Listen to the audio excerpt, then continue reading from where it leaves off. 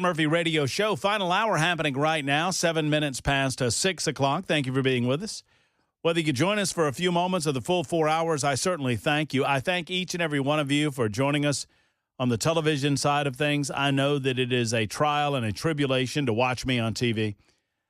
Trust me, I wouldn't want to be in your shoes, but I thank you that you are in your shoes, and I appreciate you watching and listening to the Matt Murphy Show on Super Talk 99.7 WTN, whether it's on the radio, perhaps it's on Spotify or TuneIn or the podcast. Maybe you're not listening to this live, but you catch us on the podcast a little bit later on, or on Talk TV, YouTube, Facebook, Twitter, Twitch, and Rumble. Thank you. The YouTube chat is up and running. It's a bawdy place full of crazies, but we love all of you over there on the YouTube chat, and thank you for participating. If you want to join us on the Super Talk chat, 615-737-9986. That's the number, 615-737-9986. And then there's the old telephone line. That's the same number, 615-737-9986. I must say that I'm well in the lead, although some have suggested that my story was too lengthy and boring. There was actually one person that suggested that my story was boring regarding the two ladies, one of whom was an assistant district attorney in the AG's office and suggested that she was an AG. And you're not going to arrest me. What was your story again? It was about the two privileged white women who thought that they too could long. get away. Vote for me. And what was your story again? Mine was the 2 DWI arrests back to back. Mm-hmm. Yeah, that lady that went to the police station To pick up her friend. So your story was basically a pale facsimile of my story. My story was a much better story of a white lady getting arrested. Ooh, facsimile. That's a big word. That's a big one. Try to spell it. See where you get. But we appreciate all of you participating in the process. If you have a chance, go watch the video. It's pretty funny. We did not have time. I did not have time to cut it up and cut out all the cursing. But these privileged white women thought that they were going to get away with everything until they got put in the back of a police car. And one of them absolutely freaked out and started screaming and yelling and kicking and gnashing her teeth and doing all the rest of it. General rule of thumb here, if you're told by the police to do something, even if you think what they're telling you is not right, document it. Do your best to video it if you have the ability. Document it to the best of your ability, but do what the officers tell you. Unless you're prepared to escalate the situation and go to jail. Because you are not, if you are in a legitimate disagreement with a police officer about something, the odds are you're not going to win that argument that night. Even if you are an AG. Even if you are an AG. Now, Ken, you might win that argument later on. You could win that argument in court. But especially if it is escalated to the point where the police officer says, you're either going to do what I tell you or you're going to jail. Yeah. I don't care if you're an AG or not. I'm an AG. I'm an AG. I'm an A. Boom. Yeah. Slam the door. That's how that works. That's how that works. Look, I'm not saying that the police are right all the time. What I'm telling you is know your rights, know the law, and know that if you're in a disagreement and you want to draw a line in the sand, that's probably going to end at the police station that night. Probably. And then you can fight another day in a court of law. And best of luck to you. Now, the Davidson County Sheriff's Office has confirmed to numerous outlets, to include the Tennessee Star and Supertalk 99.7 WTN, that U.S. Immigration and Customs Enforcement filed an immigration detainer for a man that we told you about yesterday, Mohammed, a native of Somalia, who was arrested last week and charged with the rape of a 34-year-old woman who later died at Vanderbilt University Medical Center. This is an awful story that we related to you yesterday, discussed it a little bit yesterday. And as I've said, if our death penalty laws do not cover Mohammed, we need to change the death penalty laws. Because if there's anyone eligible for the death penalty, it ought to be this guy. If convicted in a court of law by a jury of his peers, this man needs to be sentenced to death. After Metro Nashville, and I understand some of you don't agree with the death penalty, and in that case, you're going to disagree with me, but you're going to disagree with me in every instance where I talk about applying the death penalty to an individual like this person. But if you agree that ultimately the state, and I don't take it lightly, I do not take any of this lightly, for the state to condemn and to put someone to death, their crimes should be so heinous and so against the very basic fabric of civilized society that there is no coming back from it. And there is no justifiable punishment other than the taking of their lives. I think this one would qualify. I think this one qualifies. The Metro Nashville Police Department confirmed that Muhammad was born in Somalia. A spokesperson for the Davidson County Sheriff's Office also told the Tennessee Star the alleged rapist remains jailed in Nashville after his arrest. The foreign national is ineligible for release despite a magistrate judge setting his bond at $300,000. We were talking with Cameron Sexton about that earlier today, and we need to vote on that amendment to the state constitution that allows for a judge to disallow bonding people like this out. He has an active immigration detainer and will not be eligible for bond release while the detainer is active, said the Davidson County Sheriff's Office.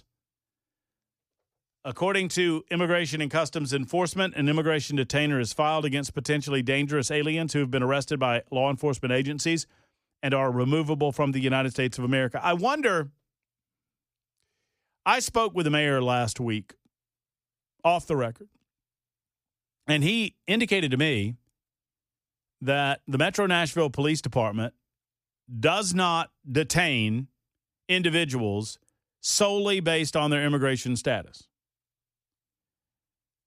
That if eligible, based on the crime that they're accused of, if they are to be detained, they would be remanded to the Davidson County Sheriff's Department, and then the Sheriff's Department would inform Immigration and Customs Enforcement regarding their illegal status. In other words, I would suggest that it is possible, and I don't know this to be a fact, it is possible that the Metro Nashville Police Department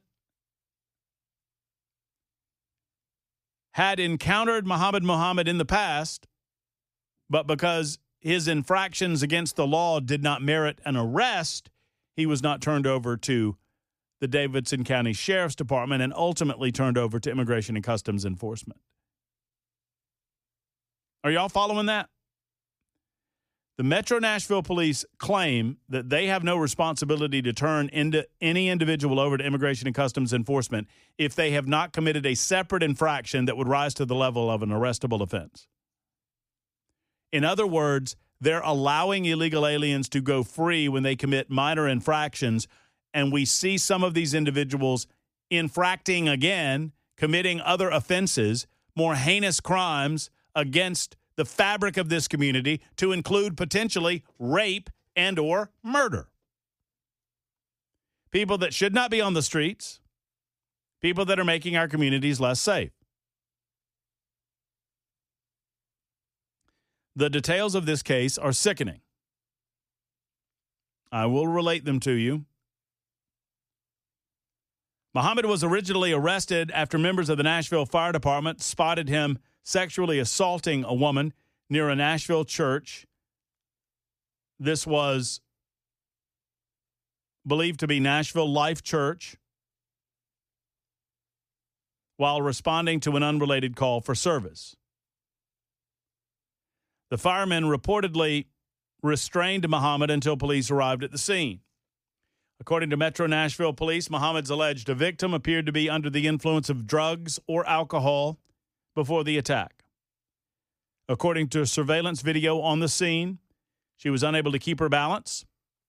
She was unable to walk.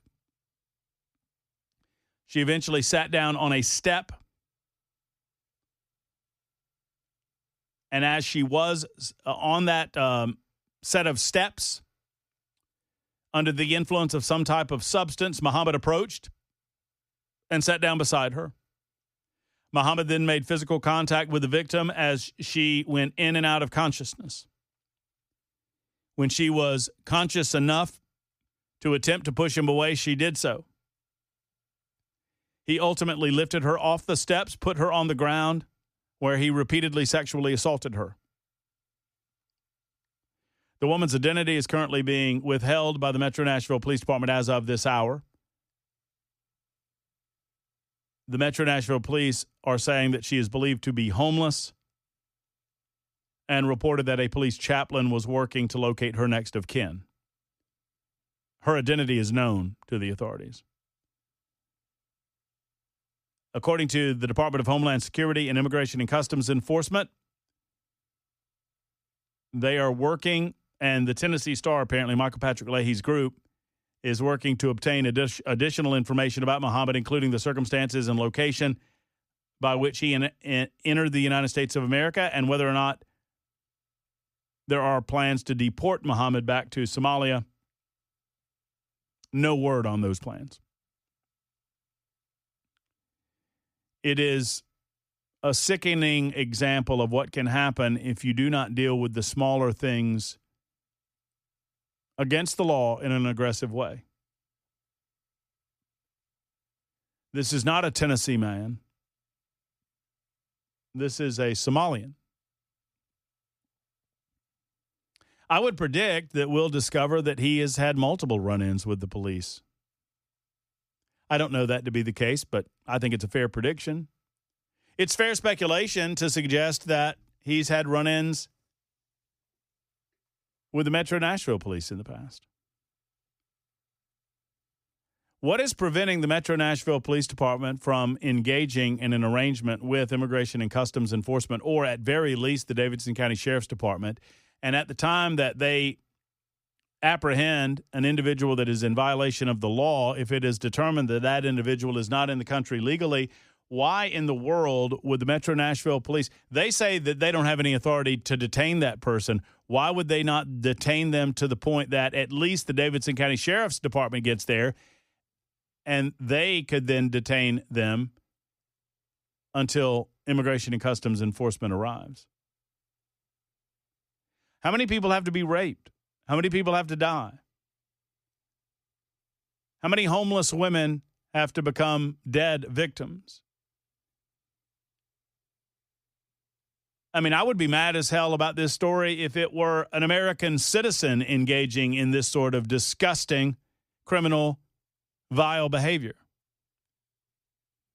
But when you discover that there were potentially now multiple opportunities in order to get this person off the streets, multiple opportunities to send this person back to their country of origin, multiple opportunities to prevent this tragedy.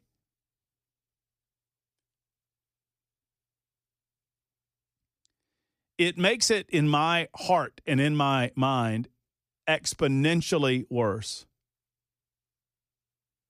that this woman was homeless, was helpless, was hopeless, and did not have someone watching over her but God.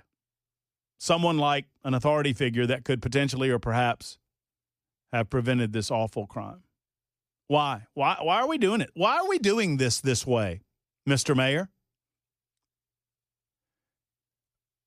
Regardless of the individual circumstances here, and I understand that I have not completed the puzzle, right? If you look at this story as a jigsaw puzzle, we're only about half done here. But the picture that is emerging before our very eyes is not a very pretty one, and it sure as hell isn't a very pretty one, considering that the Metro Council and the mayor's office seem more determined to protect individuals on the streets that either are or potentially could be a harm to our community against the better judgment of our law enforcement. Law enforcement that reach out to me all the time and tell me all the time how their hands are tied,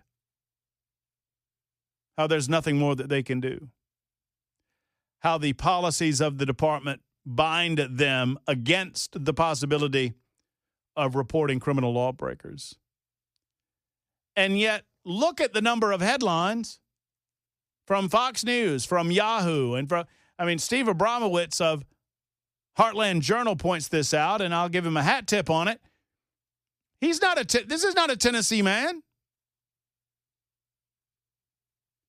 except for the fact that he was in Tennessee illegally.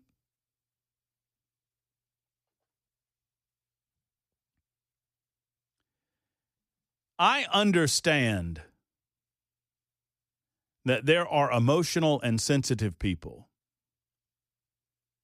who feel for those coming into our country simply for a better life. I understand that many of those emotional and sensitive people would tell you, rightly, that the majority of people who have come here illegally want nothing but to make a better life for themselves. I appreciate that. But I don't know who's who. And that's the entire point. Until we figure out who's who, are you willing to take that chance with your son? Or your daughter? Or your aunt? Or your mother? Or your brother?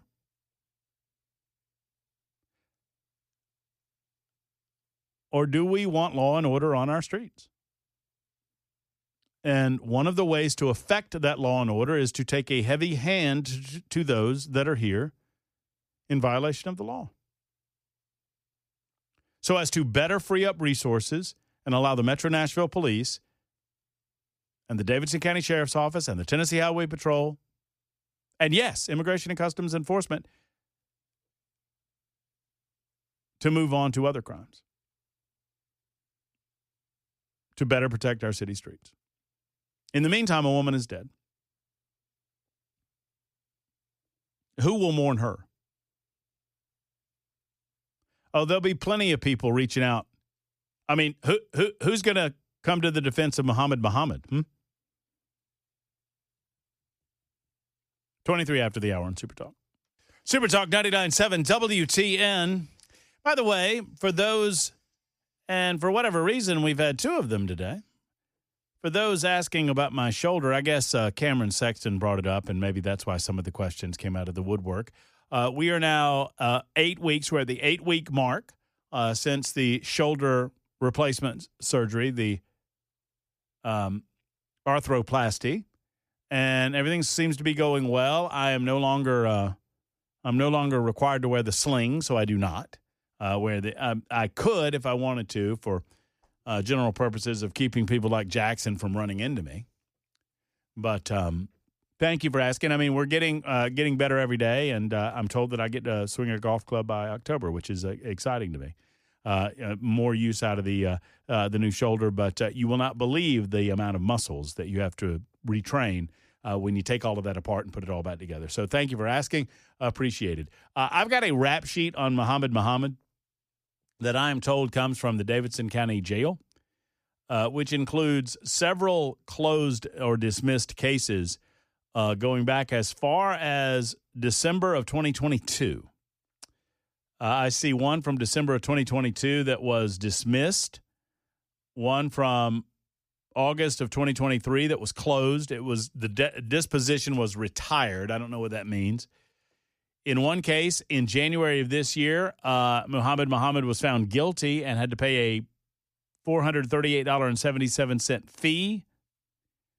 Don't know what the charge was. I need to look up these case numbers, but several of the cases have been dismissed at the request of the state, or they declined prosecution. And he was detained. If this is correct, and I have no doubt that it is, he was detained in January of this year on two separate occasions, once on January 16th, once on January 27th. Again on April 26th, again on May 13th, again on June 6th, and then, of course, on April 15th, that fateful night in which he was found to be sexually assaulting a woman who later on died. So that's 1, 2, 3, 4, 5, 6, potentially 7 opportunities that the authorities had to prevent this individual from sexually assaulting a woman who later died. Larry is next up in Clarksville. Hey, Larry. Hey, Matt. Thanks for taking my call. Of course, brother. And I appreciate what you do. I even listened to you when I was in the ICU to get Wi-Fi. But I don't know that the state released the charges. I think it was Freddie and Glenn Funk, who you actually called him by his correct name a couple of weeks ago. Yeah, I'm going to get to what I was going to not have been back out on these streets. So I'm going to get to the bottom of the information that I just got. So I received this from a listener, and it looks to be on the up and up. And it makes me sick to my stomach to suggest that we had this amount of opportunity, and however he did it, he slipped through the cracks. But I'm going to find out. Because a woman is dead as a result of all of this. Yes, and it goes back to Mayor Freddie and his control over Metro PD, and it goes back to Glenn Funk, who does not prosecute or let these guys out with no bail. If you or I had done something like that, Matt, we would have been put under a jail. Listen, I know you have to go to Nastyville every day.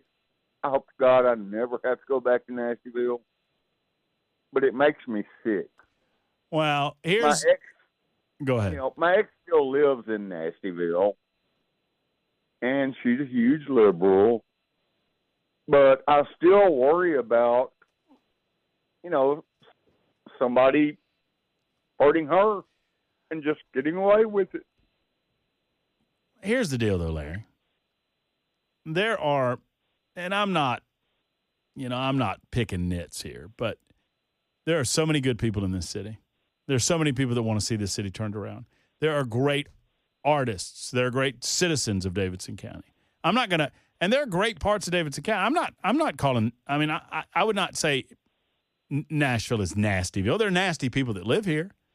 And there are elected leaders that are turning their backs on the good citizens of this community that want to make Nashville a better place. Nashville's not nasty just because it's big. It's not nasty just because there's a lot of things going on. It has the same types of issues that any other big city has.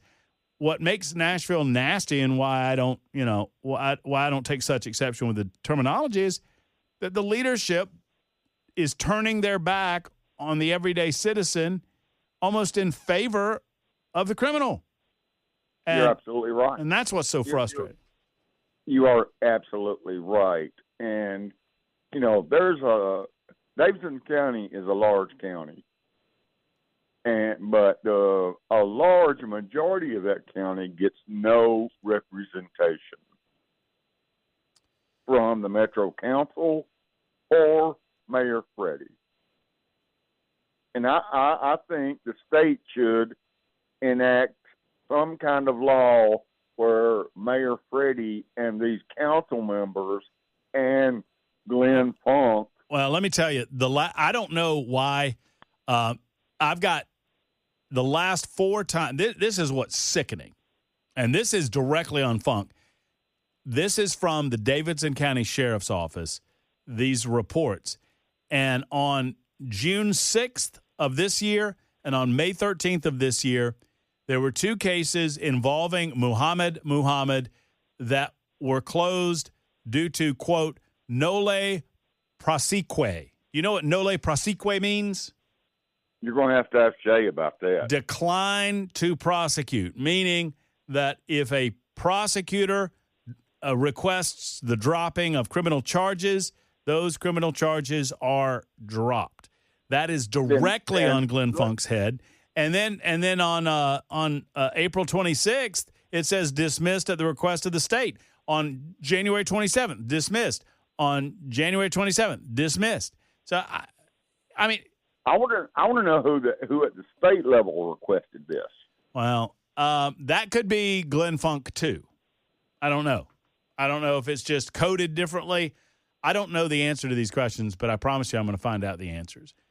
Because the people, thank you. The people of this community deserve to know.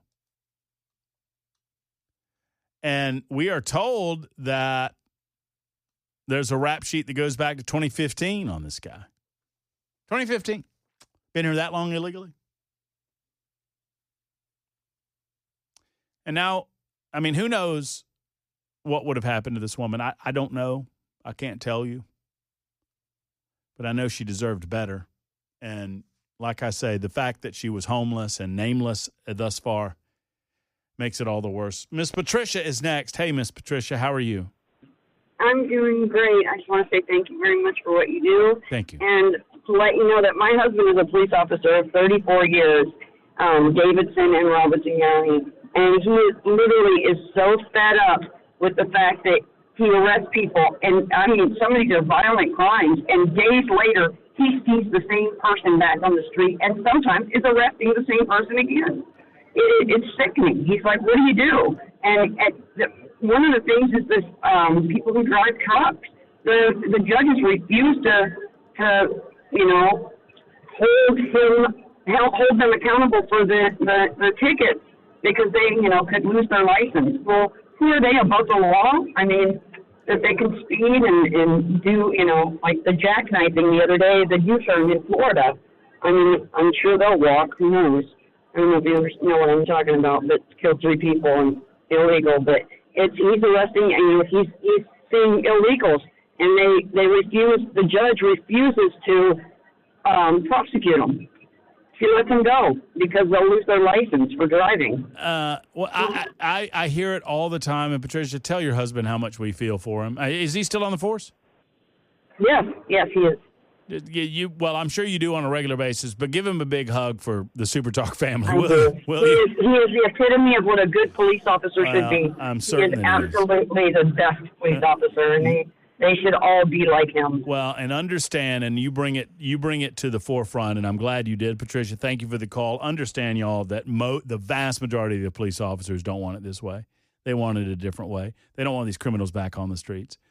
I think 3304 asks a very good question. Where's that hound dog of an investigative reporter, Phil Williams, when we need him? Was he off in some corner of the state of Tennessee searching for racists? All in the backcountry? Well, what about we search for the background on this fella? What about we try to figure out why this guy was released from jail time and time and time again? Why his case was dismissed time and time and time again?